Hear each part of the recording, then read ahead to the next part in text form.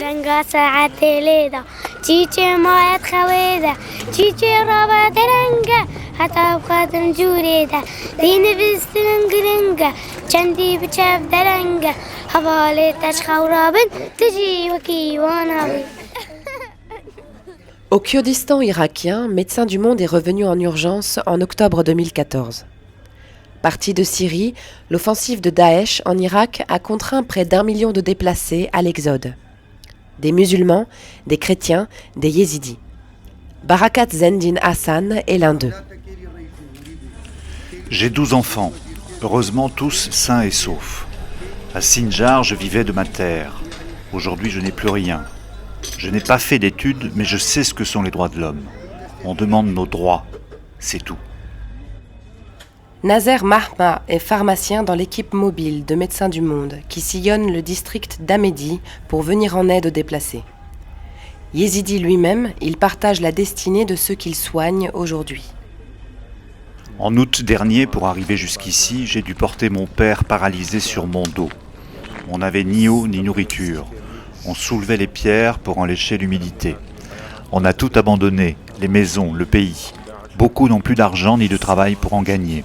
Ils ont aussi perdu leur dignité.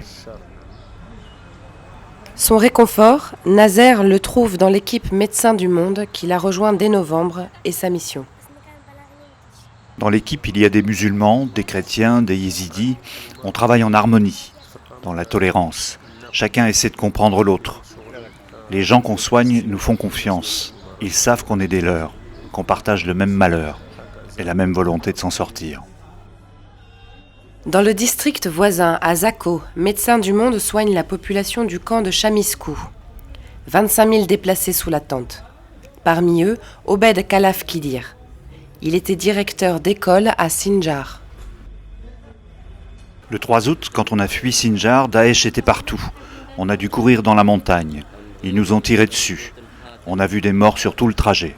On a dû laisser mon père qui n'en pouvait plus. On ne l'a plus revu. Ici, ça va. Les ONG s'occupent de nous, mais on reste des déplacés. Il y a une école en construction dans le camp.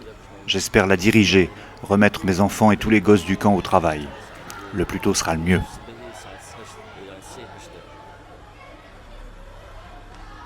Ayran Khalifa Fadia est la psychologue de l'équipe Médecins du Monde. Elle est yézidi, elle aussi, et vit dans le camp. On partage 2 tentes avec le reste de ma famille.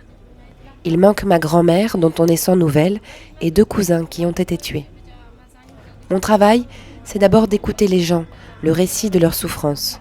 J'essaie de positiver, d'apporter un peu de réconfort. Ayran anime aussi des ateliers pour les enfants. Sur leurs dessins, toute leur tragédie, et dans leurs chants, toute leur nostalgie.